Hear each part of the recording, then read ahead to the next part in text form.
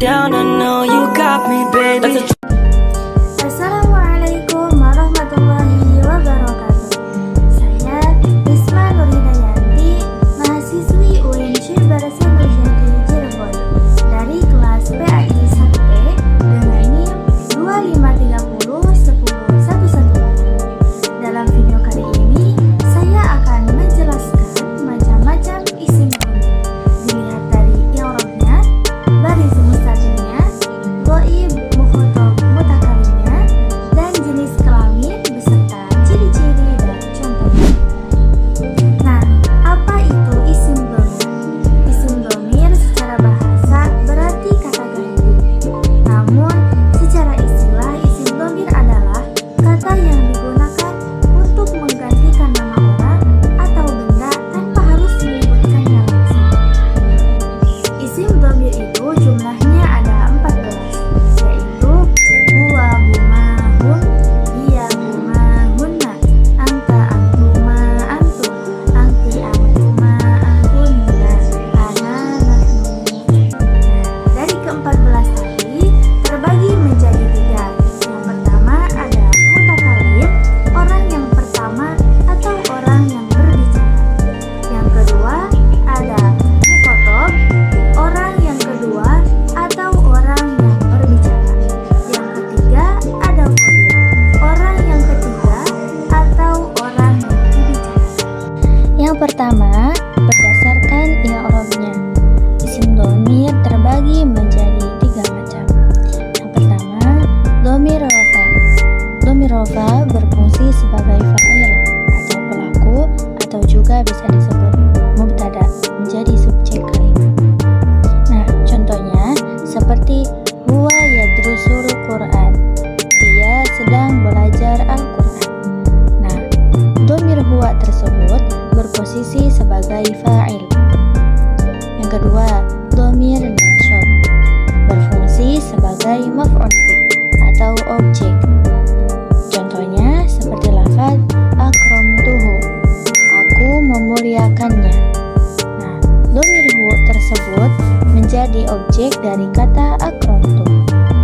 Yang ketiga, dhamir jar terletak setelah adanya huruf jar seperti li, bi, fi, min, ala, dan lain-lain, atau menjadi mudhof ilaih. Contohnya seperti lafaz lahu kitabun, baginya ada sebuah buku. Nah, dhamir hu tersebut datang setelah adanya huruf li. Ciri-cirinya, semua isim dhamir bersifat mabni, artinya bentuknya tetap meskipun kedudukannya berbeda. Yang kedua, berdasarkan baris dan mustatirnya. Apa itu dhamir baris dan apa itu dhamir mustatir? Dhamir baris adalah dhamir yang tampak dan terucap jelas dalam mustatir.